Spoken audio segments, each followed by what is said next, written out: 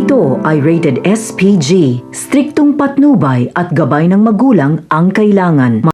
Isang mapagpalang araw, mga kapamilya. Sa araw ng eleksyon, bago bumoto ang mga taga Maynila, ay magkakaroon ng malaking iskandalo sa pagitan ng dalawang panig.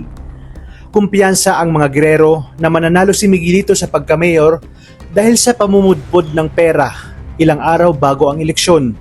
Ngunit dahil sa mangyayaring iskandalo at rambulan, ay magbabago nga ang pananaw ng mga botante dahil kahit bayad sila ay matatauhan na sila dahil patuloy pala silang pinaglololoko ng mga Guerrero.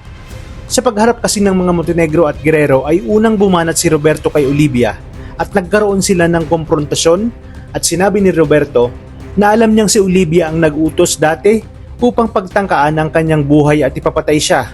Dito na nagliyab si Olivia sa galit at walang preno ang kanyang bunganga na inilahad sa mga taga-media na bakla itong si Roberto at kaya lamang ipinakasal si Jackie ay para sa kanilang reputasyon.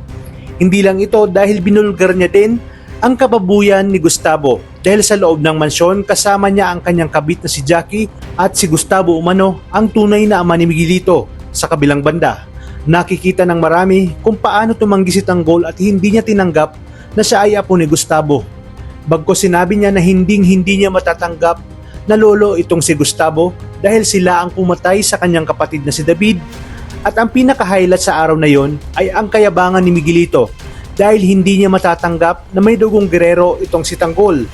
Hindi alam ni Miguelito na ito na ang kanyang magiging katapusan dahil hindi na rin nagpapigil pa si Tanggol sa kanyang galit dahil bawal ang baril sa araw ng eleksyon ay magkakasubukan sila.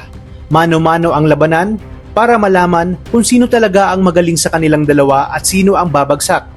Lahat ng diskarte, taktika at paraan ni Tanggol ay ipinamalas niya para tapusin na ang kayabangan ni Miguelito sa araw na yon. Habang pinagtutulungan naman ni Marites at Jackie si Olivia, ay pinatikim na nga ni Tanggol ng mga suntok, sipa at tadyak ang lampa na si Miguelito. Si Miguelito mismo ang nagsabi sa kanyang mga tauhan na walang makikialam sa kanilang duelo. Kaya dito niya na makikita ang kanyang kayabangan. Hindi pa nagtagal ay bumulagta na nga siya. Dito, naghihinagbis ngayon si Jackie dahil posibleng mamatay si Miguelito. Wala pa rin kasi itong malay matapos isugod sa ospital. Dito na nga susubaybayan natin ang pamamalakad ng ating bagong mayor na si Tanggol at ang una niyang misyon ay patalsikin si Rigor at itama lahat ng pagkakamali ng kanyang pamilya.